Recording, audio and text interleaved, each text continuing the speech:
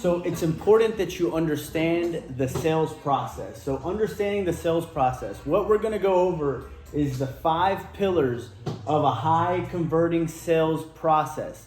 You see, the conversion of your sale is dictated by the efficiency of your sales process. If you do not have the right sales process or the right system, it is going to be very difficult for you to close and be effective on your close. Okay? The buyer's psychology, okay, how to think like a customer. We need to understand how to break those walls and break the ice with those clients in order to be able to build rapport and essentially close the deal. You're gonna learn how to qualify leads, talking to the right people. There's no sense of me sitting here giving a sales presentation to people that are not interested in growing in sales or learning the skill set of sales. So the reason that you're watching is because I was able to identify you being the right customer for my program and being the right customer to satisfy with the solution in this case. Building instant rapport and connection. Guys, when you want to build rapport with someone, you have to find common ground. You have to start with basic surface level things that people can relate to, whether that be where they live, where they work, what they do, what they like to do. These are things that can instantly get you in the door and build that rapport in order for you to make the deal. Let's go on to the next segment. All right, guys. So we're gonna start with the 5 pillars of a high converting sales process. The importance of the sales process, as I mentioned before, is going to dictate how effective you are through your entire funnel and how much money you ultimately end up making on your sale. So the first pillar of the high converting sales process is gonna be prospecting and lead qualification. Not everyone is your customer. You have to find your audience. How do you find that?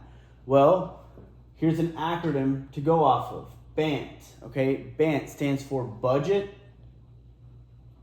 audience, need, or timeline. Budget, how much is your product going to cost, or how much is what you are selling? Is it a low cost item? Is it a high cost item? Is it a middle cost item? Is it an essential item? That's where audience and authority comes in, right? Is my item something that is essential, or is it something that the audience is going to vary? For your audience, finding the audience, the demographic, the age group, male, female, unisex, everyone, business owners, employees, who are you selling to, right? That is going to be incredibly important. The budget, what's the price? And who am I selling to? What's my audience? The need. What need am I filling? What need am I being the solution for? What need am I able to provide? So identifying, once you've identified the budget, once you've identified the audience, now you need to identify the problem you are going to fix. If you do not fix an issue, there is no solution for them to purchase. Time. Time is how long are you going to be fixing that solution. For example, if I am a plumber and I come and I fix your toilet, right, the timeline is going to be until it breaks again. But if I am Netflix, right, the timeline on which you are paying me is every single month because you are on a subscription. So identify the timeline that you are going to be serving that customer, or that the product is going to be good for, or whatever the case may be, right? When you go to buy a car and you get a loan, there's a time frame on that loan. That loan needs to be paid. But the transaction is done at the dealership through a timeline, right? And it's used as a high converting sales process, right? Identifying the people that are looking to buy the cars, not just everyone. Does that make sense? Because not everyone is your customer. Remember that. All right, guys, so let's talk about pillar number 2, building rapport and establishing trust. You see, this is going to be the most important pillar out of the ones that we're talking about right now, because trust, my friend, is something that will make you a lot of money if you know how to build it, establish it, and create it when building relationships with your clients. You see, First impression is always going to be the most important. Whether you like it or not, people prejudge you based on what you are wearing, what you are saying, what you are doing, who you are around, where you work, where you live, what you like to do. People will prejudge you no matter what. So you have to understand that you will always be at the level of your perceived value. If people perceive you to be someone of value, then that is what you are. If people perceive you to be someone of not so much value, then that is what you are. Meaning you have to change the way that people perceive you. If you're a big, bulky dude, aggressive dude, you have to angle it to where you're a little bit more welcoming, right? If I'm really nerdy and really shy, really introvert, I'm going to have to put a little more pep in my step, right? Build a little bit more self-confidence and value in myself, okay? Because ultimately, the customer will mirror your energy. They're going to match your tone. They're going to match your body language. They're going to match your energy. And if you are not prepared for that, they will catch you slipping. Let me give you an example of how to find common ground very quickly. Let's pretend that I'm a car salesman at a dealership. The customer is coming into the store and I am the sales professional. I am going to greet them with proper posture, proper etiquette, but also a little bit of enthusiasm and excitement. Hi, welcome to the store. My name is Jaime Ortega. Would you like your coffee hot or cold to drink? What did I just do? I completely tore down the wall that they had of somebody trying to sell them something at the dealer. I simply asked a question. Do you like your coffee hot or cold to drink? What are they going to say? Hot. Cold. I don't like coffee. So guess what I'm going to do next? If they say hot, okay, perfect. Let me get you a nice cup of coffee. What brings you in? Right now, I've completely opened the door and earned the permission of the client to ask for what the fuck they're doing here. Right? I don't know if that made sense, but I'm confident that if you see what I'm trying to illustrate in the example, you will be successful. Now, after showing that example, remember, first impression is important. Mirror the body language, the energy, the tone. This is a technique that will always be effective.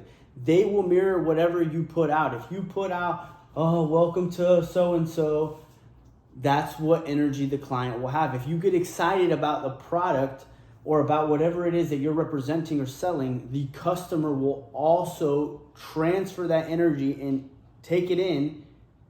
And now they will be more receptive to whatever it is that you are offering them because you have established trust. All right, guys, so let's dive into pillar number 3, discovering the pain point identification. It's extremely important to identify the pain point that you are trying to emphasize. Right? Asking the right questions is going to be extremely important. The best advice that I can give you, your best friend will be the question, why? Why? Why? Mr. Customer, I know you're looking for a car. I know you're in the market for a vehicle. That's why you came to the dealership. May I ask why? Well, I actually recently totaled my vehicle. What do you now have? What have you now identified immediately? You have a buyer that is looking for a vehicle actively outside of just looking at the dealership. You have someone that's truly in the market. Why? Because they need a car. They just got into an accident. Right? This is not a want. This is a need. This is a necessity. This is identifying what type of client that you now have. Actively listening to understand their needs. What does actively listening mean? Okay, well, yeah, this is going to replace the car that I was driving. Well, which car were you driving before that got wrecked? Oh, Tesla SUV Model X. Oh, what did you love about that car? I love the space because I can take my son to a soccer practice and it has so much cargo room, and the safety. Oh my gosh, the fact that I didn't have to put gas in it. Guys, these are identifiers of how to close this customer. You're going to have to find them a vehicle that's probably an SUV, something that's spacious, good on fuel because they were driving electric. These are just assumptions that we can make. Does not mean for any reason that these cannot be sacrificed, because this is often what happens. People forget and use these pain points as identifiers, meaning that they're not willing to give those up, and that is not the case. But you have to identify the pain points to understand the needs of your client and the needs of your customers. Repeating the pain points back to them, okay? So you told me, the phrase you told me will be extremely important in negotiation and in being able to overcome objections, because you remind them the words that they said and you validate their way of thinking on why they want the product. For example, oh, well, I don't like it because it's too small. Okay, makes perfect sense, ma'am. You told me you wanted something a little bit more fuel efficient. So this is why I went that route. But if you believe that the space is going to be a little bit more important than the fuel efficiency, are you willing to sacrifice a little bit on the fuel efficiency to get the space that you're looking for? Well, no, I don't want to sacrifice anything. I totally understand. Let's look at an option that fills both of those needs. Let's look for something a little bit bigger while maintaining fuel economy. Great. Do you prefer this brand or this brand? Hey, I totally understand. I'm so glad that you mentioned to me that you wanted a little bit more space. Now, you told me the most important thing was keeping the cost of the vehicle the lowest possible. This is why I showed you this option. Now, I totally understand if you would like me to look for a better option that fills the space that you're looking for. If I was able to save you time and money and get you into this vehicle at a much lower cost than you were originally paying before you totaled it, would that be something that would be fair for you? What are they going to say? They're going to say yes, they're going to say no. More than likely, they're going to say yes, right? Can I take you on a test drive? Would that be fair? Well, yeah. No, it's not fair that you take me on a test drive. Come on, like, you're setting them up to say yes. You are framing. So asking the right questions, actively listening, repeating their pain points back to them. Mr. Customer, I'm so glad that we were able to work this deal out. Remember, your fuel economy is going to be better than ever, and the space in the vehicle is going to be just enough for you and your family. Congratulations, right? You just validate what they wanted to hear.